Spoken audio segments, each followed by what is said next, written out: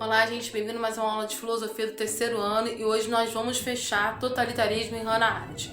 Nas últimas aulas nós vimos dois conceitos principais da filósofa Hannah Arendt, que eu contei a história dela aqui. É uma filósofa do século XX muito importante, que é o conceito de banalidade do mal, que está sendo extremamente falado hoje, usado hoje, e o conceito de totalitarismo, que é um conceito muito trabalhado por ela e que recebe vários questionamentos, até porque a Hannah Arendt, quando ela faz essa análise, ela cutuca duas linhas ideológicas muito fortes, tá?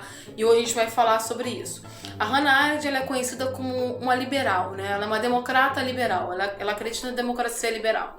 E nem todo mundo gosta muito dessa linha de pensamento. Lembrando que quando eu falo liberal, eu não estou falando de liberal econômico. Liberal econômico é consequência. Estou falando de liberalismo político.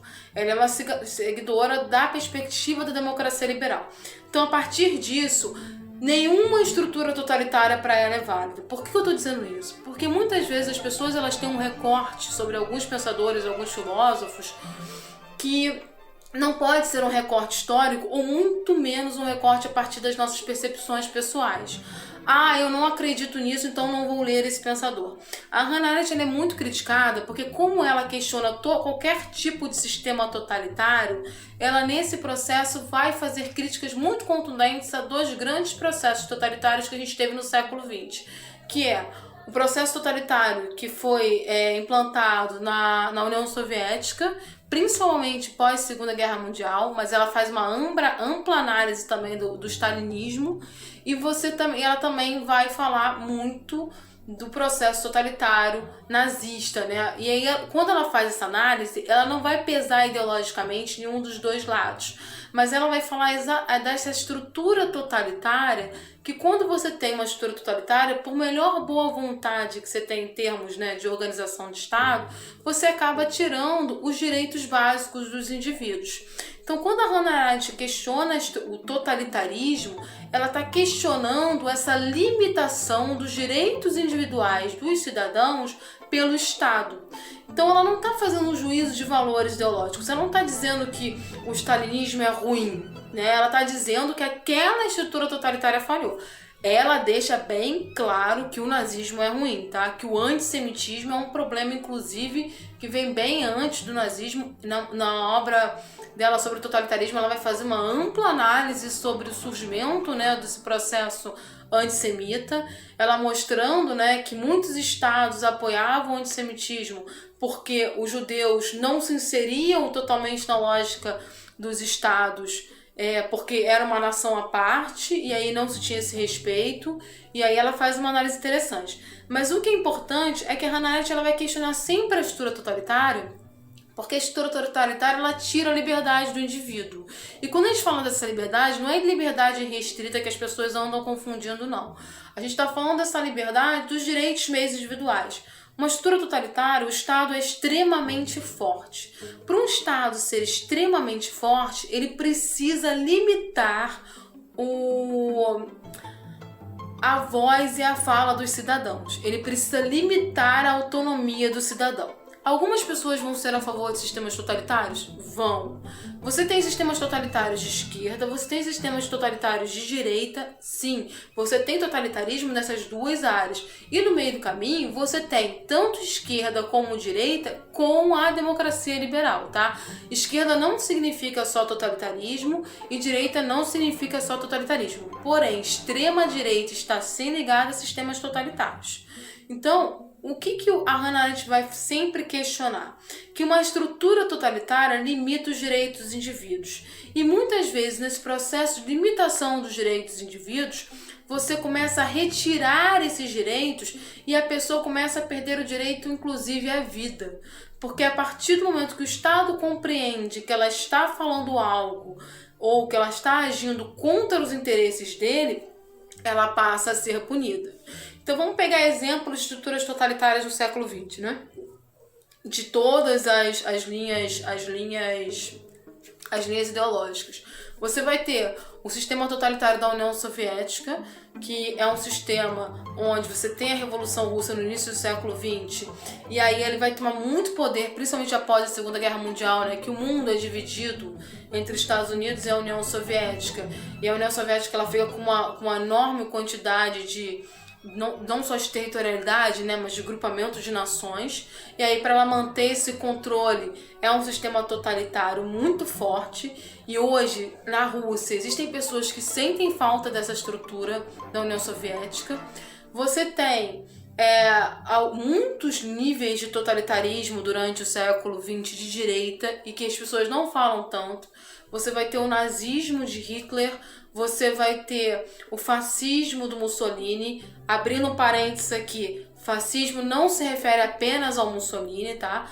O Mussolini teve um tipo de fascismo, mas nós temos hoje algumas organizações que são reconhecidas como organizações fascistas, e a gente vai ver, inclusive, nas próximas aulas, como é que se tem esse tipo de organização, no caso, nas aulas de sociologia, inclusive.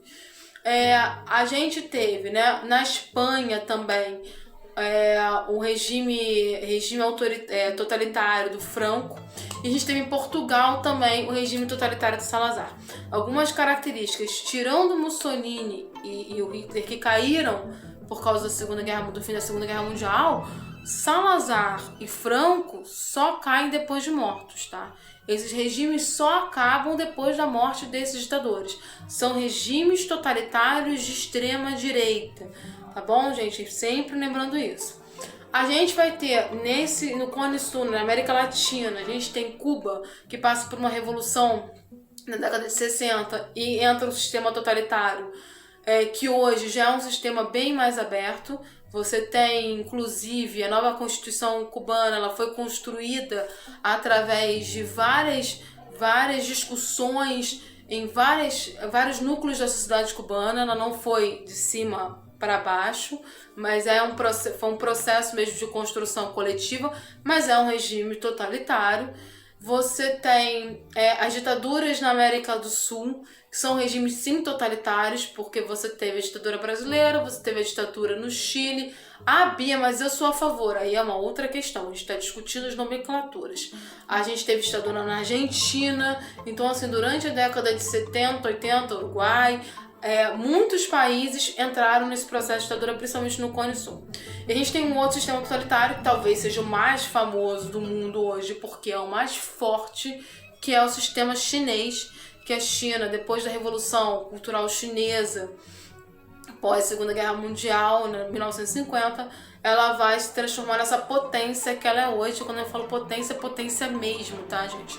Lembrando que a Revolução Chinesa, ela tem características específicas, ela não é propriamente uma revolução marxista, tá? Uma revolução do Mao Tse-tung, que tem uma série de características específicas, e por isso que a organização econômica na China é diferente, por exemplo, de como seria uma organização clássica da nossa visão de pseudo-comunismo, porque não é comunismo ainda está no processo de revolução socialista. Eu dei para vocês vários exemplos de sistemas totalitários. Qual é a característica de todos eles? Direitos civis é ausência total. Por quê? Porque o Estado está acima do cidadão. O Estado está acima das necessidades do cidadão. Algumas pessoas vão ser totalmente a favor disso, outras pessoas vão ser contra, mas a Hannah Arendt ela faz críticas contundentes às estruturas totalitárias, porque para Hannah Arendt, que é uma liberal, não existe a menor possibilidade do Estado estar acima, o Estado impedir a autonomia do indivíduo. E aí, se a gente já trouxer para a última matéria que a gente estudou lá em Sociologia, que foi o Habermas ele já vai conseguir pegar o Estado com essa visão mais liberal, política, e mesclar com a autonomia do indivíduo.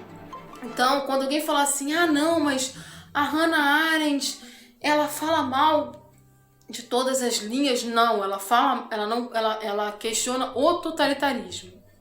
Hoje a gente tem ainda Outro tipo de totalitarismo, que é um tipo de totalitarismo que ainda está em processo de estudo, que são as estruturas totalitárias que entram no poder por via democrática. O que a gente chama de... Como assim? Por exemplo, a Rússia hoje do Putin é uma estrutura totalitária. Você tem uma série de proibições, uma série de impedimentos para a população civil e é uma estrutura que tem características totalitárias. Não é totalitária, tem características totalitárias. Às vezes o comportamento do Trump nos Estados Unidos tem características totalitárias. Então, existem vários estudos que mostram como a democracia liberal muitas vezes pode flertar com sistemas totalitários quando a população começa a não curtir muito como os estados estão sendo organizados. Na última aula, por exemplo, eu falei do Zizek. E o Zizek, na obra O que é Totalitarismo, ele faz exatamente essa crítica. Ele fala que a gente tem que tomar cuidado porque a gente pensa em totalitarismo e sempre vai pensar numa ditadura, numa revolução, quando dentro da democracia liberal você corre esse risco de ter sistemas totalitários. Gente, a gente está encerrando aqui a matéria de Hannah Arendt. Não é uma matéria fácil, então qualquer dúvida, mandar e-mail, tirar a dúvida na tutoria, ou se não quiser entrar na tutoria e falar porque tem outras turmas, entra no chat e pergunta ou manda e-mail mesmo. Na próxima aula a gente vai entrar numa matéria nova que é o Foucault. Ok, gente? Beijos.